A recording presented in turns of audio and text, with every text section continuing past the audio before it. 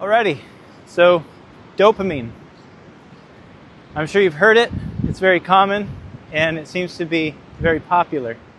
And, I've heard it for a long time and really didn't understand it and didn't know much about it. And in my endless pursuit of trying to solve all my issues and problems, I figured I would point my energy and focus at trying to understand what dopamine is and what its effects are on my mental health and my physical health. So this is probably about a year ago, and boy, I'm glad I did, because dopamine is extremely powerful, and it's an amazing system that's built into your body and in your brain. And if you can learn how to harness its power, it will change your life, and it absolutely has changed my life. So where I started was I got a book, and this book is called The Dose Effect. And it covers dopamine, oxytocin, serotonin, and endorphins. And it's a real easy read. It's pretty broad, but it does, begin to make you familiar with the subject. And so, I just got that book to learn about dopamine, but, as a byproduct, you get to learn about these other brain chemicals as well, which is really helpful. There's actually a lot of helpful information in that book, and I'll leave a link in the description. But what's interesting is there's a lot of misconception, I think, and terminology that gets used when describing what dopamine is. So, what is dopamine? It's a chemical that is made in your brain. And, from what I read in this book and from what I've been learning from myself and, understanding, it's designed as a survival mechanism. And what it does is it helps you focus on doing things that are hard for long periods of time. And so if you imagine you're a hunter-gatherer and you have to go out and forage and hunt, you need to be focused, you have to be energetic, and you have to be able to do this over long periods of time. And so dopamine is a chemical that is built into your brain that gets released that allows you to do this. So obviously we're not hunter-gatherers anymore, and we live in this wonderful modern times where everything is great, and we are trying to navigate that. So dopamine has a different use for us. And its actual most common use, it's being used against us by a lot of the big tech companies and the social media companies. And the way they're doing this is a terminology called cheap dopamine. So there's a few principles that kind of govern how dopamine works. And one is called the pleasure and pain principle. And it works like this. If you pursue a task or a behavior that is a pleasurable behavior, the results will be pain. For example, if you eat a bunch of cake, you're starting off with a pleasurable activity, a pleasurable behavior, eat a bunch of cake, you gorge yourself, ultimately you feel pain. The true is for the opposite. If you engage in something that's painful, the result will be pleasure. A simple explanation would be cleaning your home. If you engage in cleaning your home, obviously we don't like to clean our home all the time. Some people do. I don't mind it, but it's painful to start, but at the end, you get pleasure from that. And so there's a way that you can visualize the way this works. You can visualize how dopamine is good, or you can visualize how it works with you or against you. And so we just use a simple chart, a graph. And in the middle of the graph is a line, and that's your equilibrium. Your body is always trying to reach an equilibrium with these brain chemicals. So that's going to be the center line. Above equilibrium is good, feeling, energetic, clarity, focus, motivation. And then below that is bad, negative, anxiety, depression, unmotivated. And so if we were to engage in an activity like cleaning our house, it's initially painful, and so what ends up happening is your body, your brain begins to release dopamine, and it starts releasing dopamine and rising above your equilibrium. And it slowly rises, begins to rise and kind of crests, and then slowly goes down. And also a part of this graph is time. So two variables with dopamine are time and volume. So as you're engaging in the task, the volume of dopamine is rising over a long period of time, reaches its peak, it comes down, kind of settles near your equilibrium, and the result is a really good feeling. And the thing to keep in mind is that on the flip side of that is how dopamine can be used against you. And let's use an example of scrolling Instagram. That is probably the most commonly used platform where you're just getting hammered with the dopamine. So you're scrolling through Instagram and you're seeing pictures and photos and whatnot. And if you see something you like, what ends up happening? You get this spike in dopamine. So it goes up from your equilibrium, and it spikes up rapidly and quickly in a short amount of time. And what your body ends up doing to compensate, to equalize, it has to shoot that amount of dopamine that you just engaged with down, goes below your equilibrium. Anytime you pass below your equilibrium, that's when you get into depression, anxiety, unmotivation, stuff like that. So this might not make sense, but if you read the book, you'll understand it more. But the key is to start observing your behaviors and observing when you're engaging in a behavior that's going to interact with your dopamine and potentially spike it or do something that's a slow rise, you really want to make sure that you pay attention to that. Because what ends up happening is dopamine, it reinforces behavior. That's the catch with dopamine. If you do it in a negative way, it'll reinforce bad behavior. It's just like someone who's using drugs a lot. You take the drugs, you get a spike in dopamine, you feel great, boom, you crash and you go down real low. Obviously, there's chemical addictions that happen in the body when people are using drugs, but dopamine is the main thing that's reinforcing that behavior. So you just continue to do it, and you end up on just a roller coaster of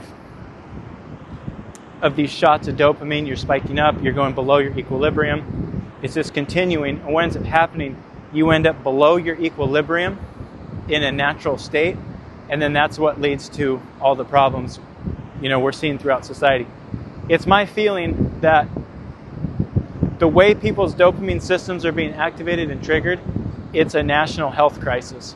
And the only reason that it's not more public and people aren't made aware of it is because all these companies that trigger your dopamine system and engage with you in a negative way, you become addicted to their platforms, and they're making so much money that the incentive to tell the public that this is a crisis isn't there, because they have so much money. They can protect their interests.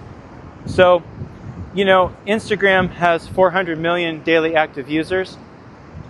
It's really 400 million daily active people who are addicted, addicts. That's 400 million addicts who are using that platform. Once I learned about the dangers of unhealthy habits associated with dopamine, I quit all that. I had a Instagram for my forestry business, and I had a viral video. It got like over 2 million views, and my Instagram blew up, and then I started having more viral videos. And this is before I knew about dopamine. And so I was like heavily engaged on that platform, constant, responding. I was getting a lot of comments and the channel was blowing up. But then what it did was it got me on the platform. I had never been on it before. And now I'm scrolling through the platform, and it's just a roller coaster of emotion. And ultimately what it leads to is what we're experiencing in society, and what everyone's experiencing is depression, anxiety, anger, no motivation. All these attributes and these problems all speak to the fact that their dopamine systems are all screwed up. So there is hope, and this is what I was able to do. And if you read this book, I really encourage you to read the book, check it out. You can start understanding your own behaviors, and you can start crafting what you do to support healthy releases of dopamine in your body. Because what's going to happen is when you start becoming aware of what's happening and you start engaging in activities that are healthy releases of dopamine, that behavior gets reinforced. And that's the key. And that's where you can really start to use dopamine to your advantage, is you can go back to its original intention, was to help people survive and accomplish extremely hard tasks and things to do. Obviously, we're not living in that time, but there's a lot of hardships that we need to overcome. And any kind of tool or edge that we can get to help us, we need to have. I mean, honestly, any edge I can get to get through all of this, I will take. And gaining control of your dopamine engaging activities is key. So this is what I do, and I took some stuff from the book, and then I also just developed my own program. And so for me, I have extremely limited time.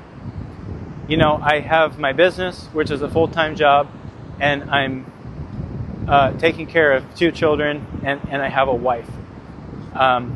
So it's just it's constant. There's not a lot of time in the day to do anything outside of those tasks. And when I'm at work, my job is one of the most dangerous jobs in the world.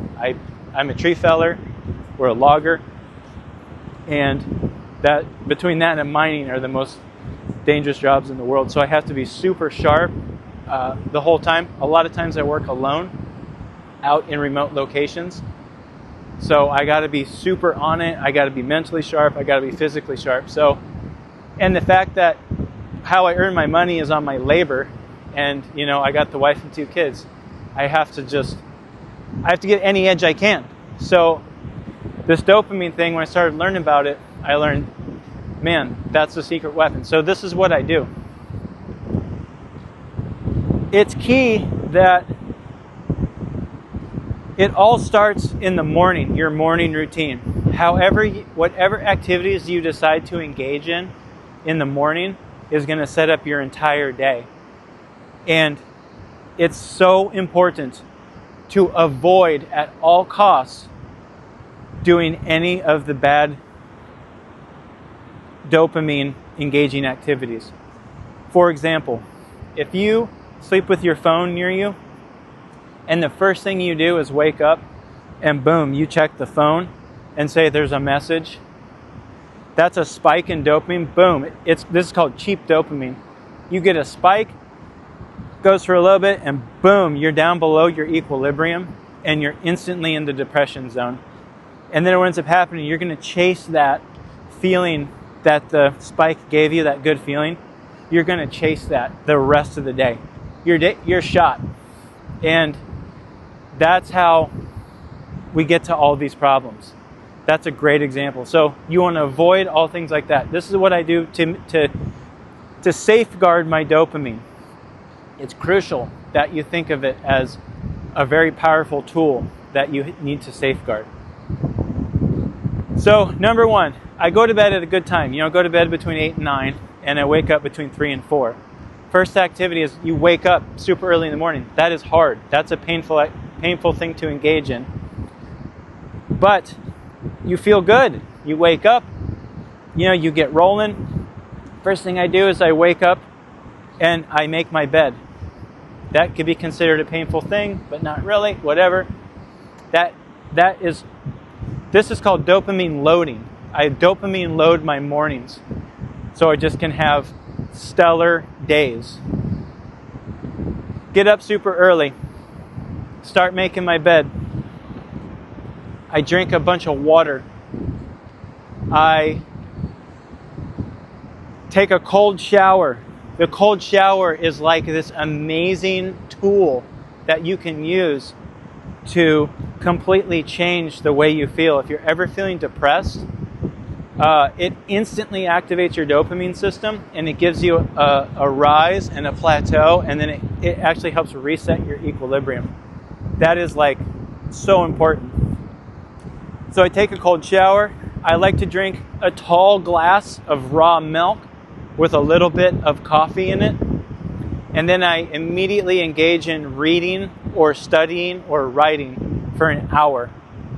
Then, once I've stacked a bunch of dopamine and I'm feeling good, that's when I engage in dopamine spiking activities. So what I do is, typically I'll upload a video.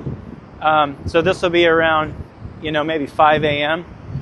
I'll do this, drop the video on the computer. I'll do my little edit, and then I'll begin to upload it. While I'm waiting for that, I will either look at the news, or I will, answer some comments, or maybe look at YouTube a little bit. Now, what's interesting about YouTube is the initial interaction with the platform when you're seeing the visuals. That does spike your dopamine. But the wild card is YouTube long format. That is I consider that a painful activity, just in the sense that it does require energy, time, and focus, and it's something that you're doing over a long period of time. So it actually is a good activity that you can do to build up dopamine by engaging in long form content. The thing you just want to avoid is just doom scrolling the thumbnails constantly, and just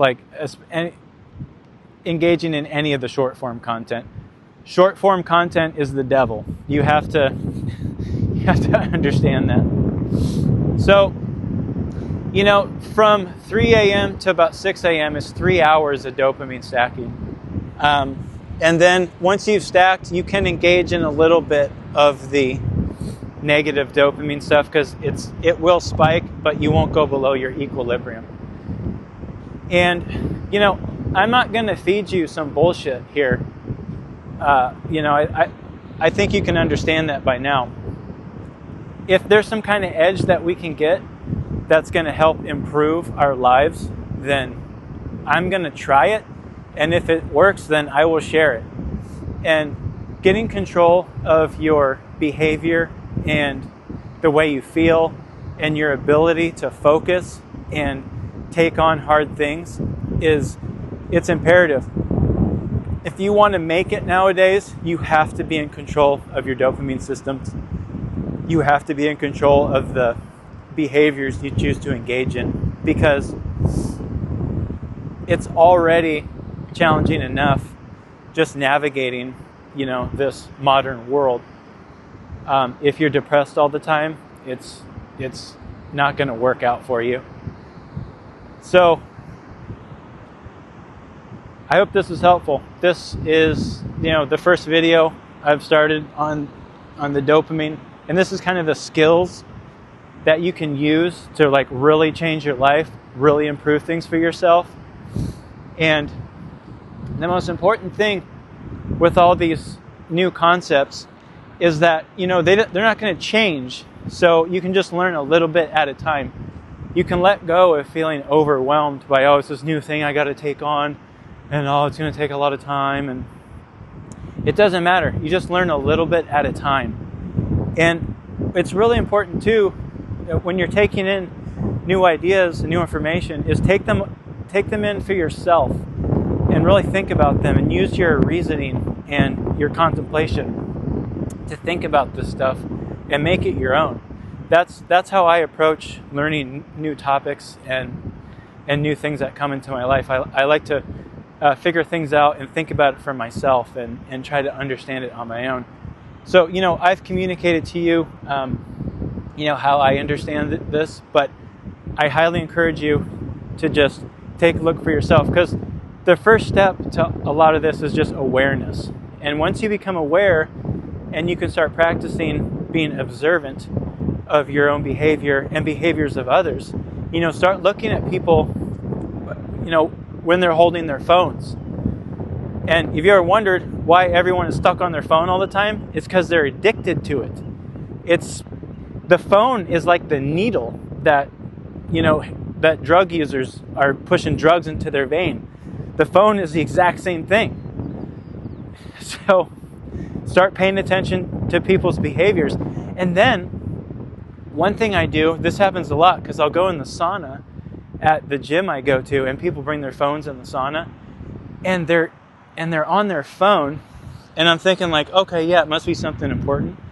They're like doom scrolling pictures of chicks on Instagram, or pictures of like clothing or just whatever. All it is, they're just on a dopamine roller coaster, man. Dopamine spike.